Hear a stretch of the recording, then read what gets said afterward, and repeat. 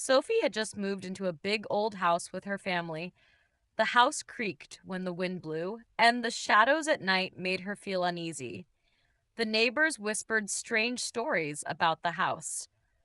They say it's haunted, one boy said, his eyes wide. Sophie asked, her voice trembling. Yes, he replied. People hear strange sounds and see lights flickering.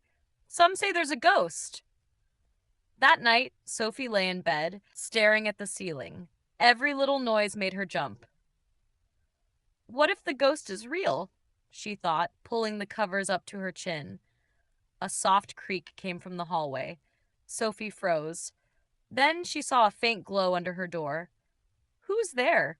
She whispered. The door opened slowly, and a small figure floated inside. Sophie's heart raced as she sat up. Wait! Don't be scared, the figure said. It wasn't a scary ghost at all. It was a small, glowing boy wearing old-fashioned clothes. His face looked kind, not frightening. Who are you? Sophie asked, her voice shaking. I'm Charlie, he said. I've lived here for a very long time. I didn't mean to scare you. I just wanted to say hello. Sophie blinked. You're a ghost? Charlie nodded.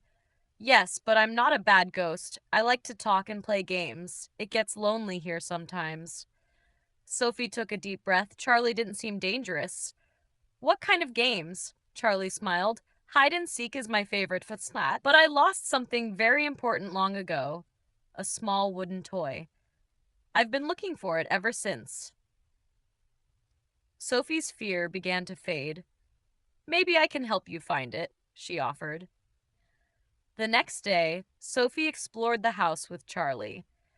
They checked under old rugs, opened creaky drawers, and climbed into the dusty attic. Charlie showed her hidden corners of the house she had never noticed before.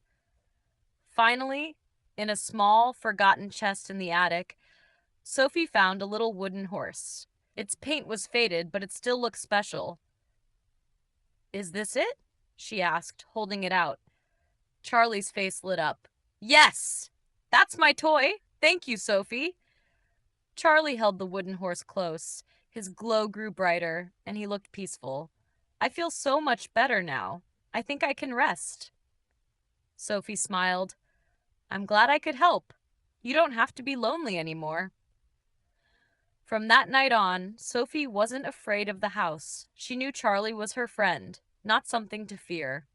And whenever she heard a creak or a whisper, she would smile, knowing that Charlie was nearby, happy at last.